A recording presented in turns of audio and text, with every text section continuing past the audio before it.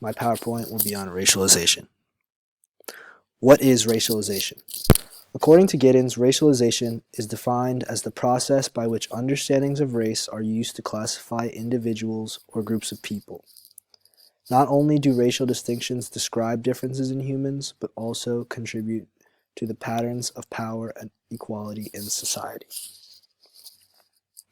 When has this happened? As the 15th century Europeans encountered people from different regions of the world, they began categorizing them and their acquired knowledge based on racial and physical distinctions. And this would eventually lead to an institutional form known as slavery.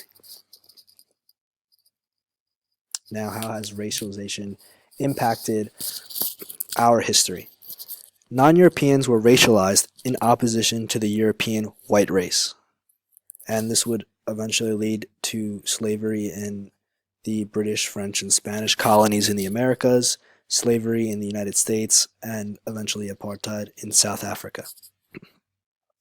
Now, racialization has also contributed to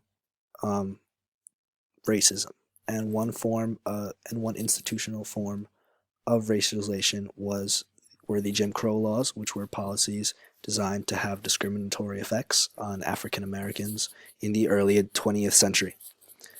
And since modern United States society was historically founded on concepts of racial exclusion, race remains integral to the contemporary workings of state policy and affects the lives of all members of society. So racialization has contributed to the hierarchies that we have, the racial hierarchies that we have. So whether a race is classified as high on that hierarchy or lower on that hierarchy, it will affect the lives of the members of that race. And how has it impacted today's society?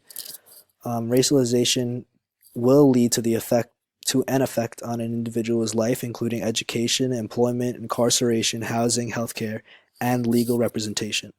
And all can be constrained by the racial assignments that we assign to a specific race and the racial hierarchies that are already in place due to racialization.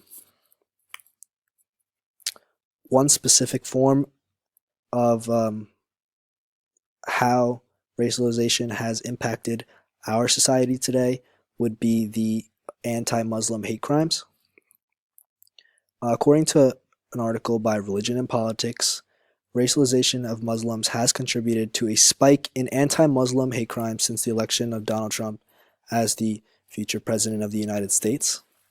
Their definition of racialization is the collapsing of diverse populations into one recognizable whole.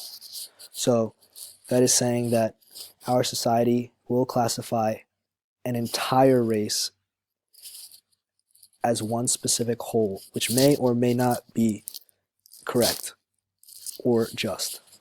And although Islam is not a race, Muslims are being racialized due to the similarities between them and another specific group. So we can racialize Muslims and classify them as terrorists, even though all Muslims aren't terrorists, but the way we racialize them and break them down into one recognizable whole can have a negative effect.